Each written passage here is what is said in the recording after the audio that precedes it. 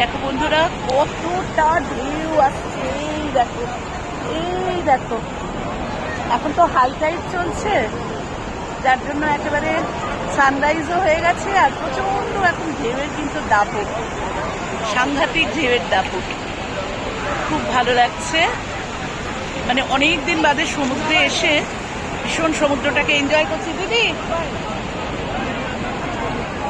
এই দেখো ওরা এখানটা দাঁড়িয়ে আছে, আসলে এত মানে ঢেউ আসছে না, পা সামলাতে সামলাতে মুশকিল হয়ে যাচ্ছে। এই দেখো সমুদ্রের ইয়েটা একবার দেখো, লেভেলটা একবার দেখো।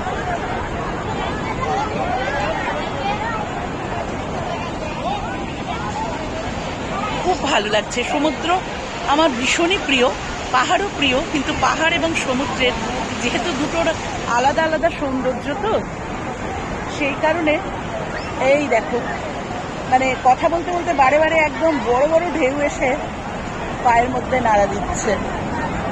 আর ওই যে ডিঙি নৌকাগুলো মাছ ধরতে যাচ্ছে, অলরেডি ওরা তো অনেক ভোরেই বেরিয়ে পড়ে।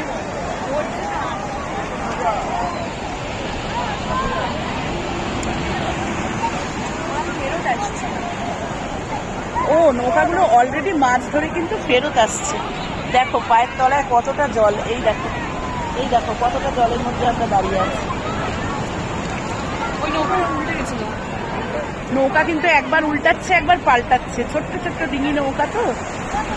চলো এই ভিডিওটা রাখি, আবার পরে তোমাদেরকে আপডেট দিচ্ছি। Tata, by.